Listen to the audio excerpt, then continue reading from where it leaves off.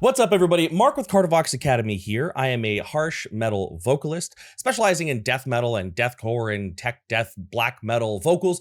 Full-time, I teach people how to do stuff like safely and efficiently so they don't hurt themselves and they can pursue their metal dreams. I've played internationally multiple times, and I have released a lot of albums, done a lot of studio work. So let's go ahead and let's talk about 5 things over the past 5 years of harsh vocal education that I don't care about, and I don't think you should care about either. Number 1 is your triple sow cow backflip whistle fry Mark 5. Now, obviously, I'm being silly here. I'm being a little bit pedantic with that name. But what I'm talking about is those vocals that are this really niche, really crazy, really specific, really sort of not so usable screams. You know, the inhale whistle tone or the 12 click per minute slam scream and things like this. Now, I do want to draw a distinction here.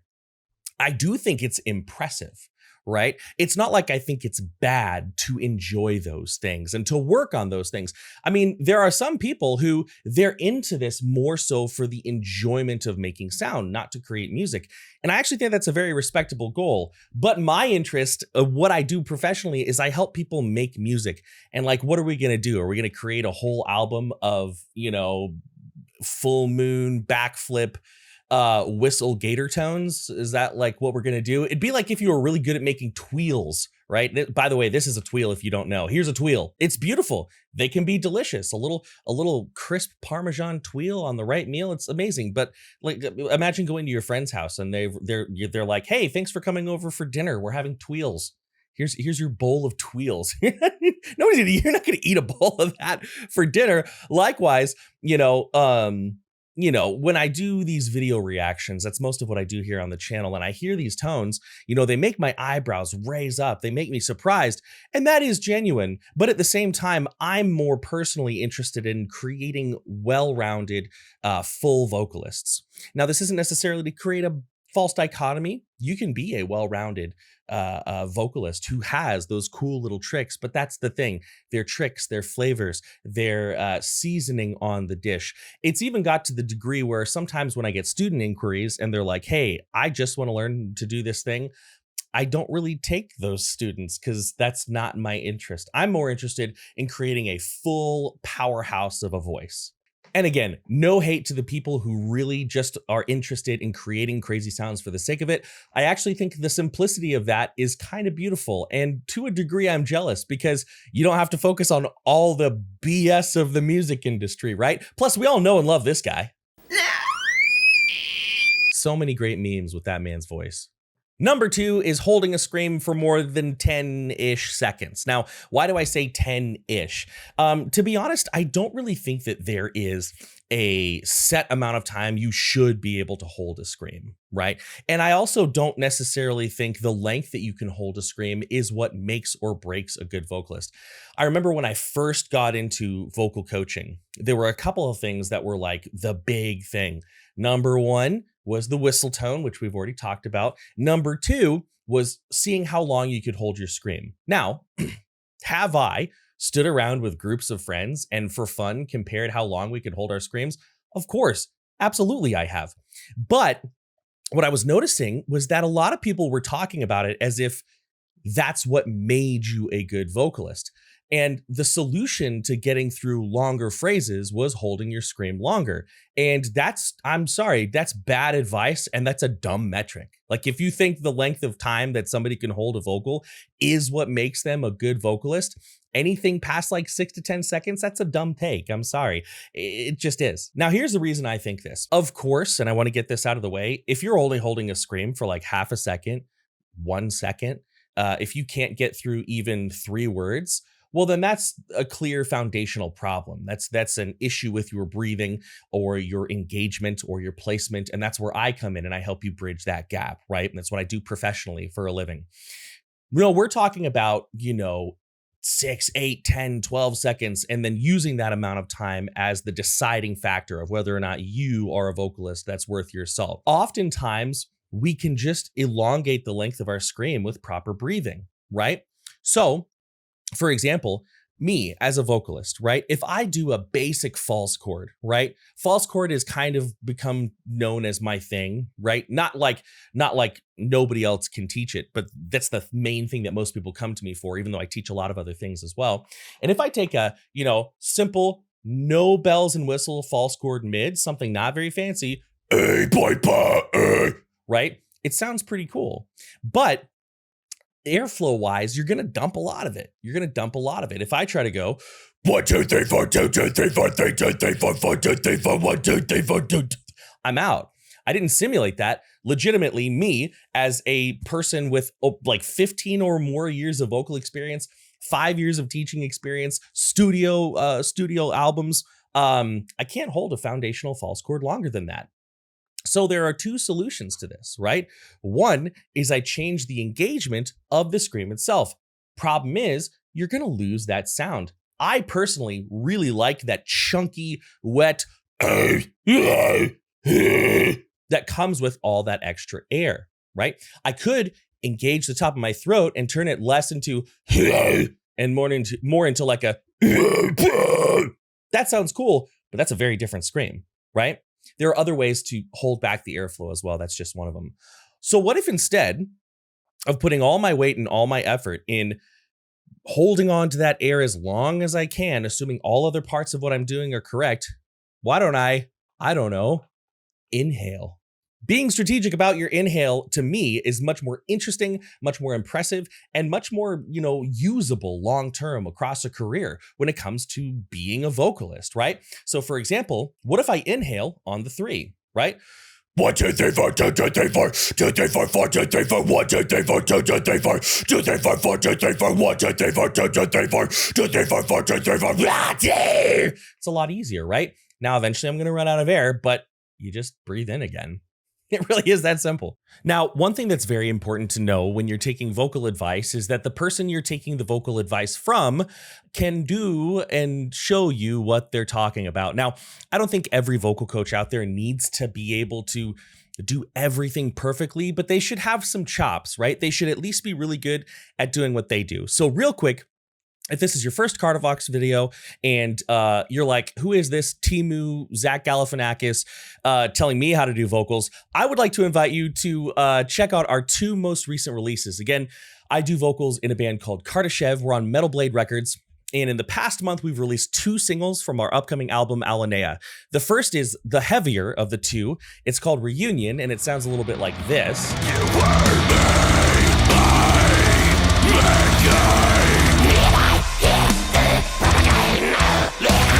The second is also pretty heavy, but does have a little bit more clean singing in it. It's called Seed of the Night. It's got a full music video, and it sounds like this. It was the cliff, it was the chasm.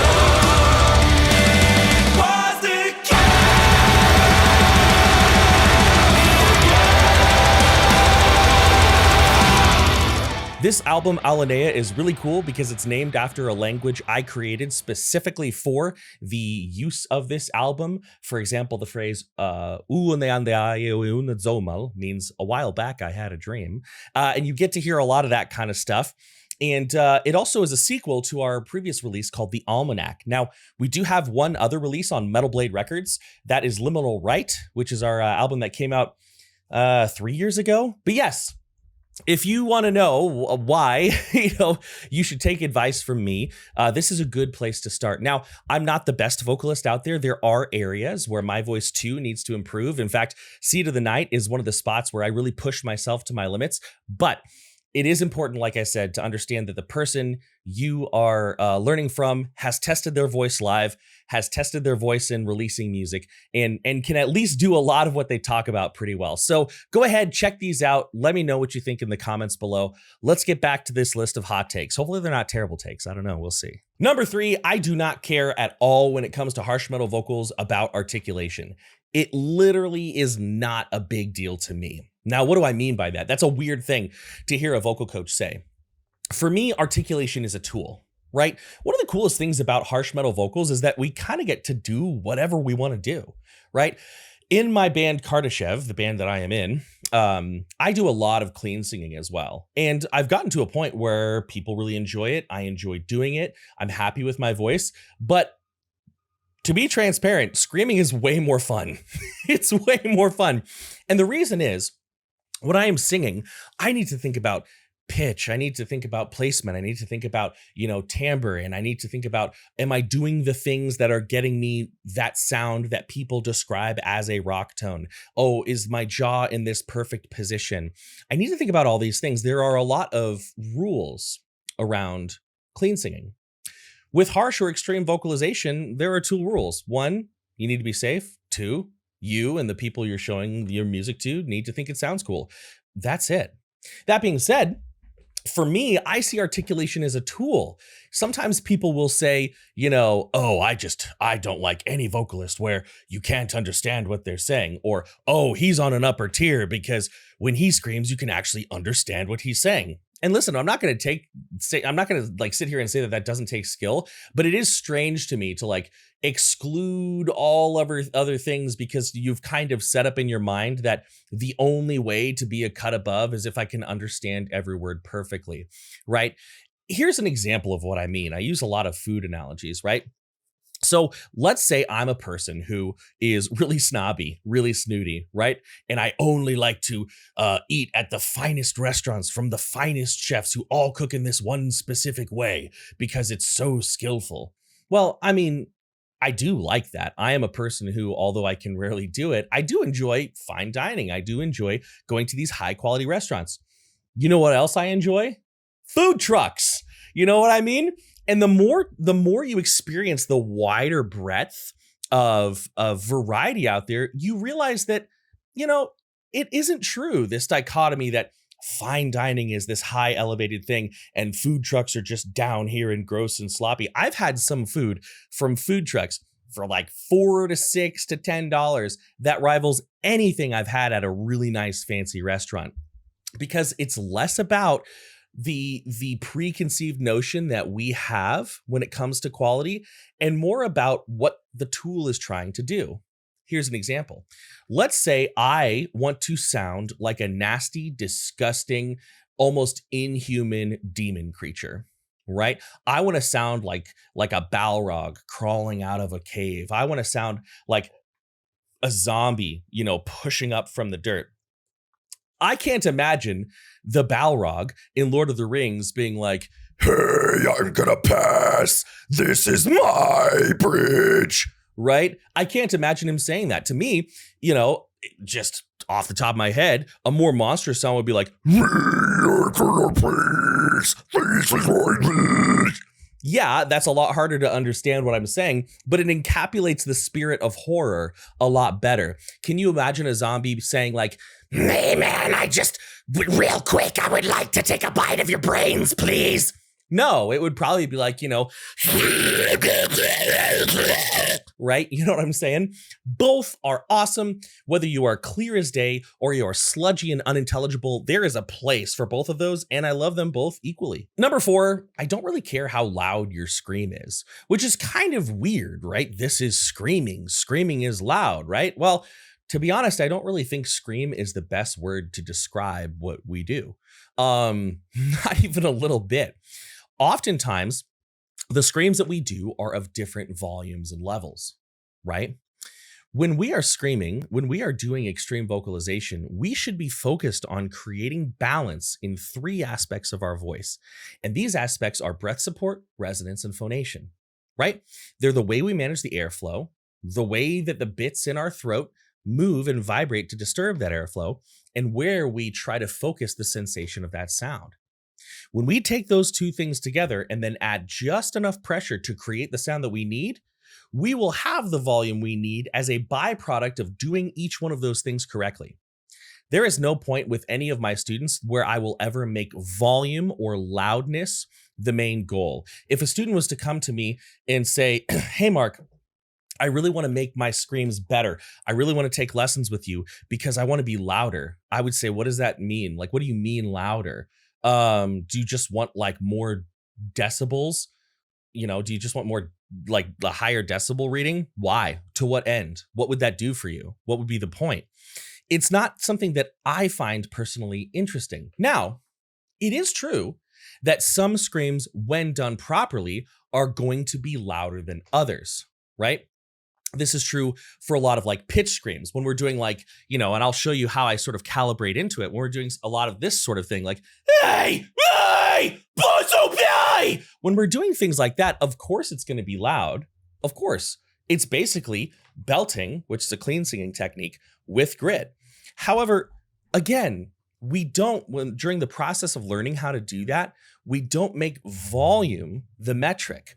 What we make the metric to be is relaxation, placement, having a healthy foundation of distortion, what the feeling of air pressure is in our torso and even in our neck to a small degree, right? What do we feel on our pelvic floor? What do we feel in our abdominal muscles? When we are doing these things properly, we know we're good to go. So when I see videos of vocalists like Alex Terrible or anybody else who does it, drop their mic and scream really loud over the crowd, again, don't get me wrong. It's impressive. It makes me laugh. It makes me go, hey, that's crazy. But at the same time, it's like, you don't have to do that. Like, you don't have to put all that pressure on your voice. It's a cool, like, one-time gimmick, but are you really going to make that the entirety of your vocals? A lot of the students that I help remove pain and strain come to me because often through self-teaching, they have tried to make volume their metric. I want to show you one really good example of what I'm talking about, and I'm going to use my own voice because I know exactly what I did at the microphone, right? This is from an old album. I think the song, I should have really looked this up. I think the song is, what is the song? Okay, I looked it up. I looked up my own song title. That's ridiculous. So in this section of this song, I'm going to show you exactly what I did into the mic because I was there. I remember it. I actually had kind of a bad attitude that day. I was really hungry. And I didn't want to be tracking, if I remember correctly. But here's the vocal that I did. Same volume.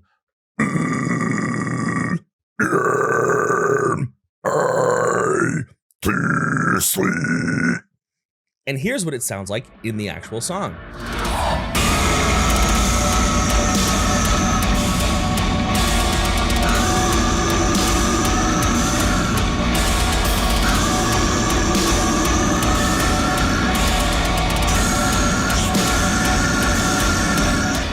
Sounds pretty good.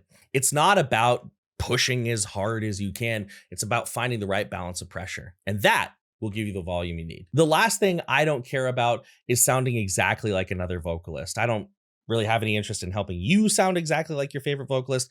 I don't really care how much person A sounds like person B.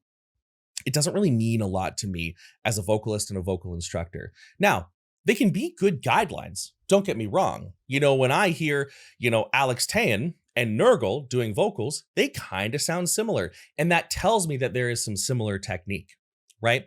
When I do these reaction videos, I used to feel when I first started doing this, I used to feel like doing these reaction videos used to make me have damn near a panic attack because I thought for sure, I have to replicate that vocalist exactly. I have to get everything 100% right. There's no room for mistake. I have to sound like them and not like me. And these days, I don't care about that at all. In a lot of the videos you see go up, I'll even outright say, hey, I'm not going to do the same thing that this person is doing. But what I am going to do is I'm going to achieve a similar color, tone, and texture using my technique, right? That has become it's become much more interesting and much more freeing to me as well. I like to think of it like this. Imagine that you had 10 paintings of the Mona Lisa and they were all identical to each other. That's cool. That's really cool. That would be, I would walk into your house and I'd be like, damn, you like the Mona Lisa? Hell yeah. Get it, right? But now imagine you had the Mona Lisa in 10 different mediums. You had the original, then you had watercolor, then you had maybe colored pencil, graphite, pen, mosaic, right? They're all the Mona Lisa in composition, but they're all beautiful and distinct in their own way. It's come to the point when I get a new student, I will ask them, who are your vocal influences? And I really just use that as a lighthouse on the horizon, just to sort of stay the course, make sure we're roughly going in the direction that we want to go. But it's very uncommon that I'll say, okay, this vocalist is doing this, and I want you to do the same thing. It's not interesting to me. It's a boring way to give lessons. And in the end, I think it kind of robs the student of the ability to blossom and bloom into their own person and into their own vocalist. I have a student right now who I'm having a ton of fun with, and he is coming up with some sounds that are strange. We had a whole discussion. We had a whole discussion about how they're strange and unique, but also really cool. Like it's like this pitched scream, this high pitched scream that's really interesting. And then there's also like this low, more compressed sound. And we both are like, you know, we're gonna have to work at this to make it really like trackable, really performable, but there's something really powerful and strong here that we both find very, very unique. I have another student who was really interested in learning like these really relaxed pitched like metalcore shouts, and accidentally found his way to this really neat sort of Meshuggah-esque compressed scream. If I had fought that and said, no, we must sound like this person. We must sound like the guy from Make Them Suffer. We must sound like the guy who screams in Era. Well, then I'd be robbing that student of what actually was natural and easy for them. This scream, because their voice fell into it sort of on its own, is very comfortable. They've gotten to the point where they don't really even have to try. We can always get to that other stuff later. Let's follow what your voice wants to do. Let's help you be you. That's 5 things that I do not care about at all as a seasoned metal vocalist and a vocal coach. If you enjoyed that, like, share, subscribe. If you're interested in the way that I explain things and teach, hit me up at kardavoxacademy.com. Love to help you out with your vocal journey. Many thanks, much love. I'm out.